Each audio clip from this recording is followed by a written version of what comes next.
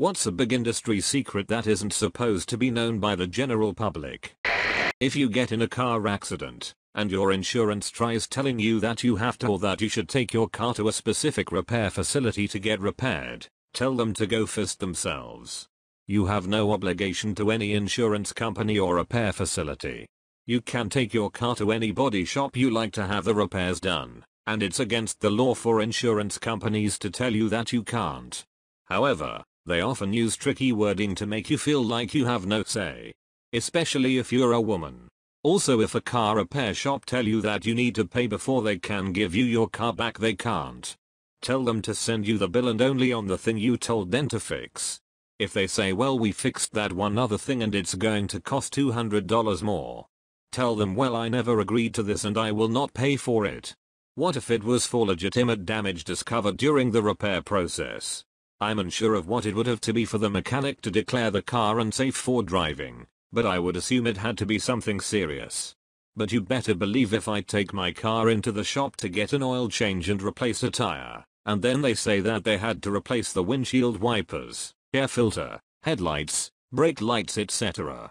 I'm not paying for it, since I only asked you to do the oil change and replace a tire. It would be like going into Walmart, buying a bag of chips and the cashier was like, that'll be 19.67, and you also bought a case of beer, a frozen pizza, and a bottle of shaving cream. Oh, I thought we were talking in the context of an insurance repair where finding more extensive damage is not very unusual. Sure, on just any other repair they can't just add stuff without asking. But where I am they do it all the time. I went in for a normal oil change and checkup. You know, because I want to know if there is anything wrong before I pay for it to be fixed. The guy then told me that he found a bunch of problem and went ahead and fixed them. I was like, I never asked you to do that. He told me, well, we did it anyway to save you time, here is the bill and it's like $500 more because of all the fixes. I told him that I was not paying for the fixes I never asked for. He said that if I don't pay he will not give me my car back. I called the police. It took 2 minutes, they gave me my car back and the other charge on my bill magically vanished. I agree that's total BS. Good work getting your car back quickly. If you have a Bank of America credit or debit card, and your card gets declined and you call and find out it was because of a data breach, the fraud department that you speak to is forced by the bank to tell you that they can't see where or when the data breach occurred, but we can see it. It shows us right there on our computer.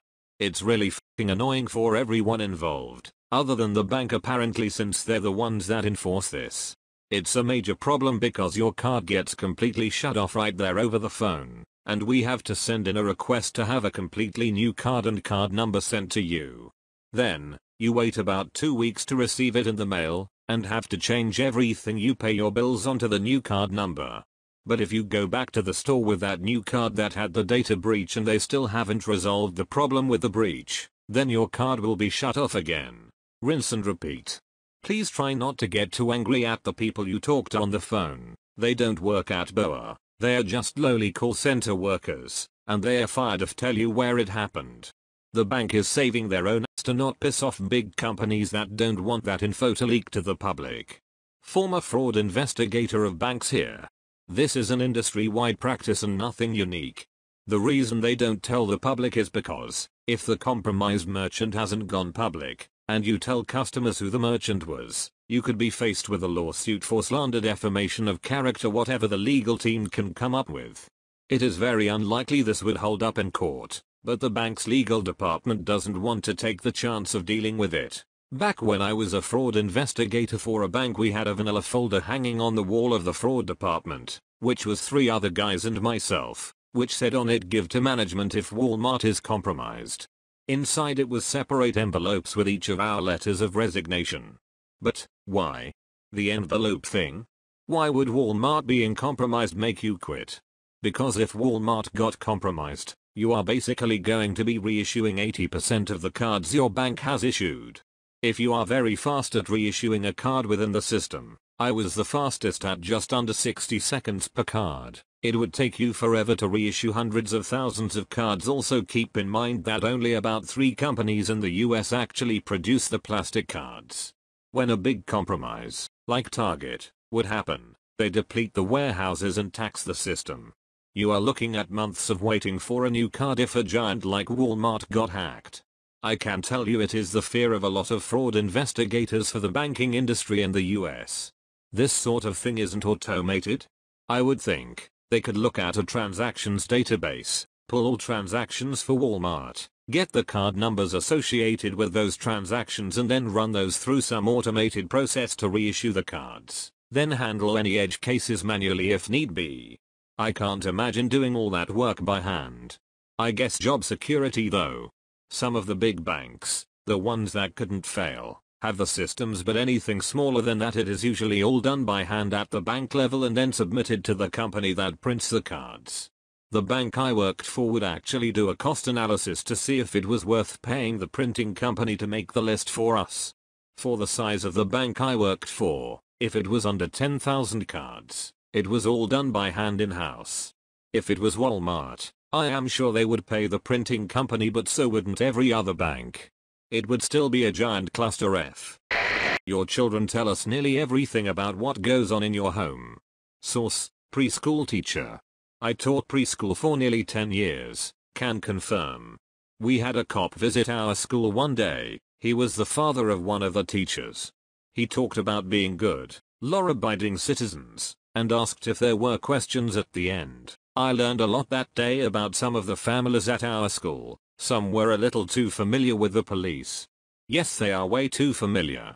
Cops did a big drug sting here a couple of years ago. A few days later one of the boys, 4, came in and shook his head and was like, yeah, them pigs done took fat daddy.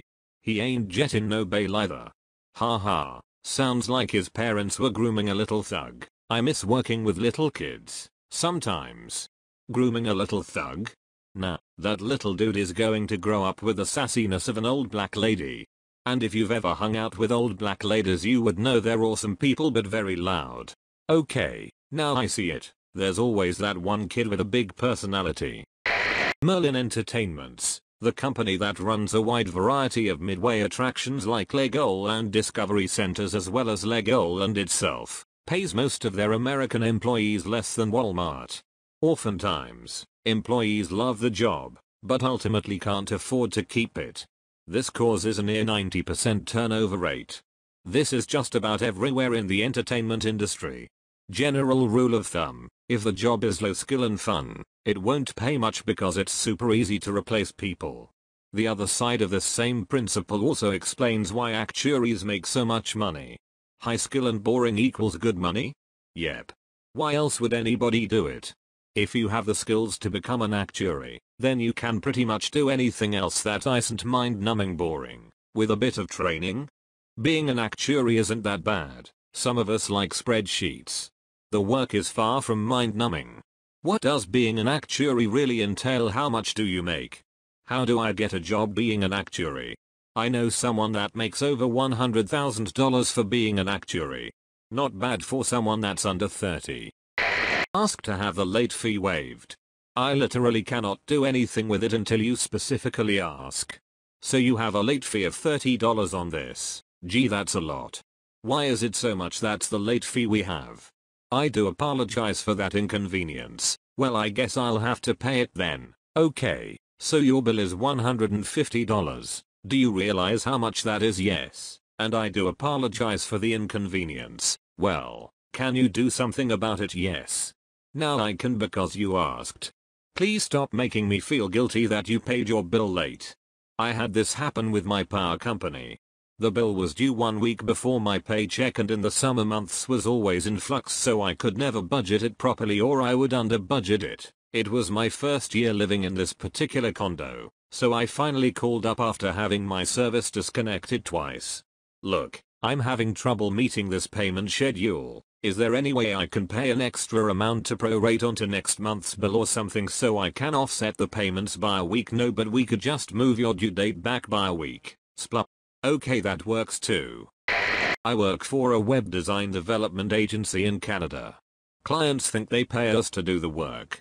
the reality. We charge anywhere from $5,000 to $200,000 plus for web projects. We take 90% of those projects and outsource them to India for $200. The projects come back built so poorly, we spend months fixing them. The CEO laughs to the bank. I don't agree with the process, but that's why I quit and start a new job next week. Wouldn't it be easier to just build them yourself at this point? Right? That's what I've said. No one cares here. That's why I'm leaving.